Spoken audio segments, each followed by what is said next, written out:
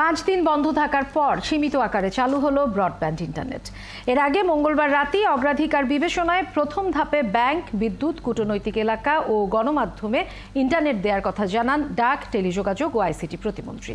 বিটিআরসিতে সংবাদ সম্মেলনে তিনি জানান, সামাজিক যোগাযোগ মাধ্যম চালু হবে কিনা এখনও সেই বিষয়ে সিদ্ধান্ত আসেনি। আরও জানাচ্ছেন রাকিব হাসান। পুরে নিঃশেষ হয়ে যাওয়া এই ছোট্ট কক্ষটি দেখে বোঝার উপায় নেই এটি শহরের সবচেয়ে গুরুত্বপূর্ণ 3টি ডেটা সেন্টারের একটি।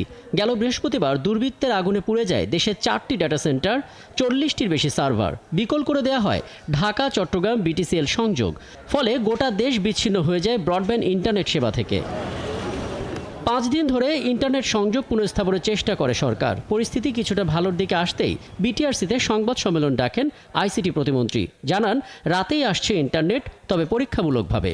আমরা দিচ্ছি ধরেন ব্যাংক পাড়া, আমাদের কূটনৈতিক পাড়া, আমাদের বাণিজ্যিক এলাকা এবং মিডিয়া এলাকা, অর্থাৎ যেই এলাকাতে বেশি প্রয়োজন। তারপরে আমরা প্রাধান্য দিচ্ছি প্রযুক্তি শিল্প, রপ্তানিমুখী শিল্প অর্থাৎ পোশাক শিল্প এবং পাশাপাশি আমাদের আউটসোর্সিং যে সেন্টারগুলো আছে।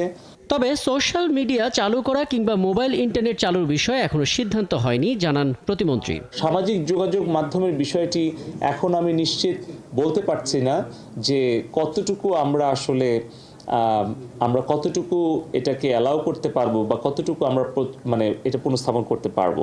আমার মনে হয় এই পর্যায়ে আমরা ইন্টারনেটটাকে আগে রিস্টোর করি, তারপরের ধাপে আগামীকালকে বলি পরবর্তী অবস্থানটা। ইন্টারনেট সেবাদাতারা বলছেন তারা সেবা দিতে প্রস্তুত। 70 থেকে 80 ভাগের মতো আমরা প্রস্তুতি সম্পন্ন করেছি। বাকিটুকু হয়তো কালকে পরশুর মধ্যে হয়তো বাকি নেটওয়ার্ক ইনফ্রাস্ট্রাকচারের যে সমস্যাটা সেটা আমরা সমাধান করতে পারবো। কিন্তু আমরা এখন ওই পর্যায়ে আছি যে আমরা কাস্টমারকে সার্ভিস দেওয়ার মতো পর্যায়ে আমরা এখন কিন্তু চলে এসেছি। বৈঠকে গুজব থেকে দূরে থাকতে সবাইকে অনুরোধ জানান আইসিটি প্রতিমন্ত্রী। কিংবা আমাদের টেলিকম। রাকিব হাসান, 71, ঢাকা।